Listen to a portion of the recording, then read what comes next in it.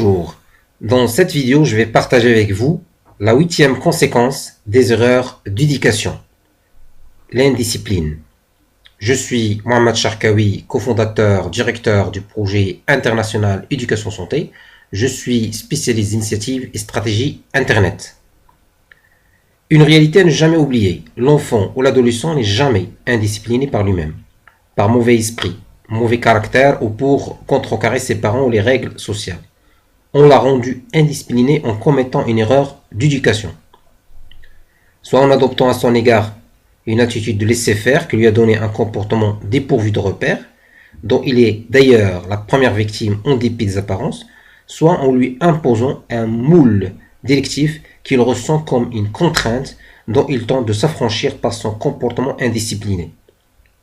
Autre réalité à ne jamais oublier, ses parents et les autres adultes chargés de son éducation entretiennent, sans le savoir, son indiscipline en voulant la corriger ou la sanctionner. Une indiscipline qui est donc un cercle vicieux qui ne peut être rompu que si les adultes prennent conscience de leur erreur involontaire et changent d'attitude. D'autant que deux formes d'indiscipline sont à distinguer. Celle où l'enfant ou l'adolescent ne fait pas ce que ses parents veulent ou juge son comportement anormal, mais qui n'est pas reconnue comme indiscipline par les autres adultes, et celle jugée telle par les autres adultes. Ces deux formes ont des solutions différentes.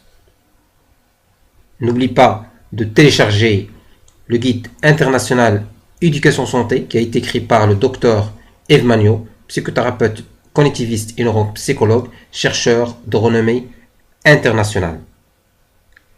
Dans ma prochaine vidéo, je vais partager avec vous ce qu'il faut savoir sur l'enfant petit ou grand.